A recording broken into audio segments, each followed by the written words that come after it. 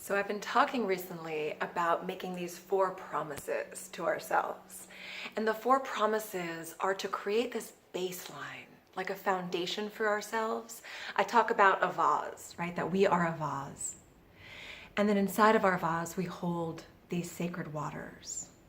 And the sacred waters, they're our power, our divinity, especially as women, because as women, we have something incredibly sacred, and it is truly our power. So the 4 promises, they're how we make sure that our vase doesn't crack, right, and let out the water.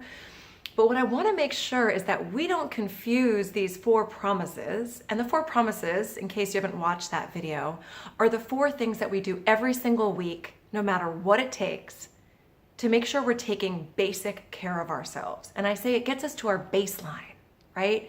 It ensures that we don't crack this vase, okay? So that we keep that water inside.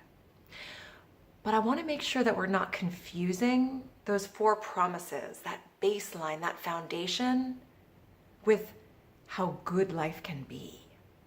So those 4 promises, that's not where life stops. It's where life starts.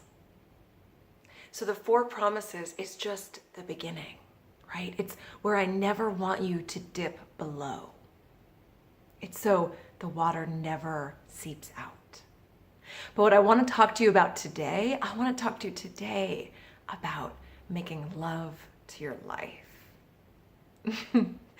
So I just started thinking about this, and I realized I was really driving hard with women to make sure that we were making these 4 promises, because so many of us just weren't, right? And we're cracking our vase and our water was seeping out and we were feeling dry and numb, right? And empty. So we got to take care of that shit first, right? We got to make sure that we are whole and intact and we're keeping the basic promises, that whatever those are for you, right? For me, it's prayer and meditation.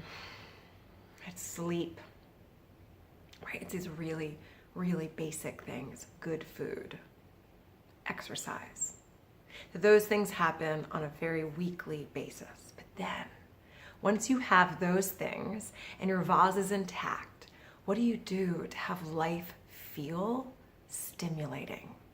And when I say I want you to feel like you're making love to life, that could sound cheesy, but I'm saying it very much on purpose, because we talk about making love, right, as this act of pure pleasure and delight, right, of heightened arousal.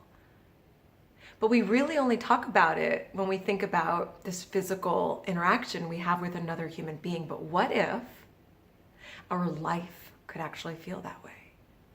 Maybe not every second of the day, but lots of moments throughout our day where we actually felt this body stimulation, where we were walking through our day and we felt like, God, this feels so good. So that's what I want us to start thinking about. Once we get our promises made and our foundation set and our baseline made, what do we then start to think about to make us start to feel like we're making love to our life? So, what are those things? I want to give you a few ideas, and for everyone it's a little bit different, but where do we get our power, right? Where do we get that sensual feeling that we could take into our day? So certainly lovemaking is one place. So how do we get that delicious, sensual, aroused feeling? Yes, in our love life. So if you have that, if you can get it, use it, right? And don't leave it in the bedroom, but bring it back into life once you have your clothes back on, right? Feel your skin underneath your clothes as you walk through your day.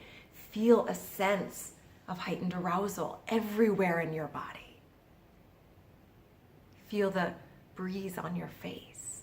That's just being alive and awake to life. But there are other things, right? Taking a bath, laughing. Oh my God, when I am with someone who makes me laugh, I feel like so totally alive. Listening to incredible music. This morning I was in a spin class and the beat was so heavy and I was so sweaty and I thought, oh my God, I am making love to this moment right now. It feels like so delicious. So what are the places Where are the places? Who are the people in your life that help you feel more alive, more awake, like all over awake? And are you getting that? Are you getting enough of it? And then are you drawing it into the rest of your life? And the reason that's important is, first and foremost, because it feels good. And life is about experiencing that pleasure, right? And because that will actually give us confidence. It will make us better at what we do, especially as women, because as women, we have this incredible secret gift, and it has so much to do with our arousal and our pleasure. And when we can harness that and we can feel it and we can own it, we can start to use it in our work. And we start to step in to places where we can be bolder, where we can be more direct, where we can ask for more of what we want, where we feel less afraid, right? So I want you to go and find the places that bring you to a new heightened feeling of sensation. That's your first job.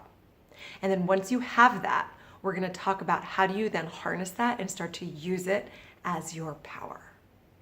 Okay, go make love to your life. Mwah!